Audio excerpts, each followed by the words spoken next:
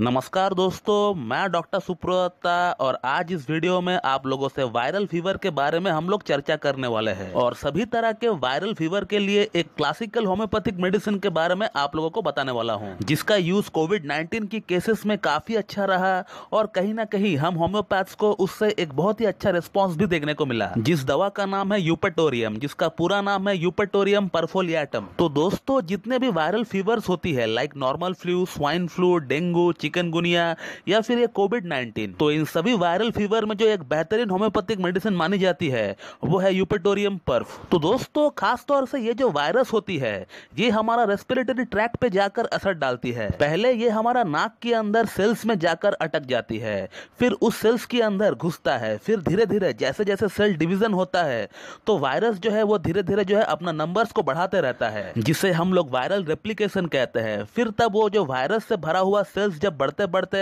एक क्लस्टर बन जाती है, एक झुंड बन जाती है और ये जो वायरस का झुंड है ये बड़ा होते होते फिर ये जो है बर्स्ट होता है और तब फिर वायरस का एक हिस्सा हमारा अंदर आ जाता है, हमारा गले, हमारा नाक का पीछे तक आ जाता है और फिर ये जो है धीरे धीरे फैल जाती है। फिर हमारा गले में खराश, हमारा गले में सोरनेस, उसके बाद फैलेंजाइटिस और टॉन्सिलाइटिस हमें देखने को मिलता है। और ये वायरस जैसे ही थोड़ा गले से नीचे की तरफ आता है तो फिर हमें ब्रोंकाइटिस और फिर निमोनिया जैसी कंडीशन देखने को मिल सकता है। और वायरस का और एक जो क्लस्टर है वो जो है हमारा खांसी, हमारा बलगम के माध्यम से बाहर एनवायरनमेंट में फैल जाता है। दोस्तों, अब बात करते हैं थोड़ा वायरल फीवर की स्टेजेस के बारे में कि ये कैसे धीरे धीरे हमारा ऊपर हावी होने लगता है। तो जब भी कोई वायरल इन्फेक्शन से इन्फेक्टेड होता है तो फिर 1-2 दिन के लिए पेशेंट को कुछ खास तकलीफ होता नहीं है। On the third day headache से शुरू होता है इसका पहला सिम्टम और ये जो हेडेक होता है इसमें एक भारीपन सा रहता है और चौथा दिन में नाक बहने लगता है, नाक में एक जलन सी होती है और शरीर में एक थकावट सी रहता है और शरीर की हड्डियों में बहुत ज्यादा पेन होता है और 5वां दिन से बुखार, छींके, गले में एक स्वेलिंग, खराश जो है शुरू हो जाता है। पेशेंट को खाना खाने का मन बिल्कुल भी नहीं करता है, प्यास बढ़ जाती है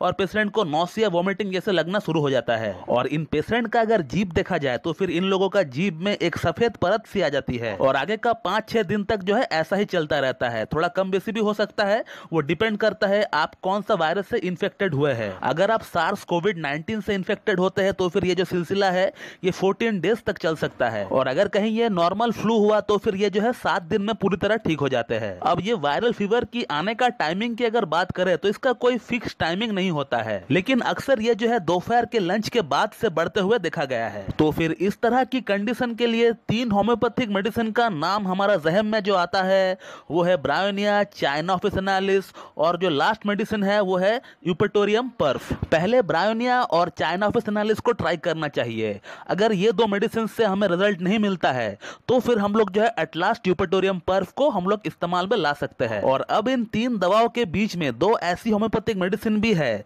जिसका रोल भी हमें कभी कभी देखने को मिल सकता है, वो है नक्स भूमिका और फॉस्फोरस। अगर गले और नाक का सिम्टम्स अगर ज्यादा प्रोमिनेंट रहा हो पेशेंट में तो फिर हम लोग जो है नक्स भूमिका को ट्राई कर सकते हैं। और अगर कहीं पेशेंट को निमोनिया हो चुका है तो फिर उस केस में हम लोग फॉस्फोरस को लाते हैं। लेकिन इस तरह की वायरल फीवर की सिनेरियो में ब्रायोनिया अक्सर अच्छा काम कर जाती है, तो फिर जो है इसीलिए यूपेटोरियम पर्फ को मौका ही नहीं मिलता है। लेकिन इस तरह की वायरल फीवर में यूपेटोरियम पर्फ एक फंटास्टिक रेमेडी है। जहां ब्रायोनिया या फिर चाइना ऑफिसिनालिस फेल हो चुका है उस केस में हम लोग जो है यूपेटोरियम पर्फ को बिल्कुल अपना यूज में रख सकते हैं। दोस्तों, इसके अलावा होम्योपैथी में और भी बहुत सारी मेडिसिन है जो कि वायरल फीवर जैसी कंडीशन में काम आ सकती है। तो दोस्तों, होम्योपैथी का रहते रहते इस तरह का वायरल फीवर या फिर कोविड-19 जैसी कंडीशन को टैकल करना या फिर ठीक करना एक क्लासिकल होम्योपैथ के लिए कोई बड़ी बात नहीं है, क्योंकि हम होम्योपैथ के पास एक से बढ़कर एक ऐसी औजार है जो कि हम लोग किस तरह की कंडीशन में इस्तेमाल में ला सकते हैं। तो दोस्तों, ये था एक short video about viral fever and Eupatorium पर्फ।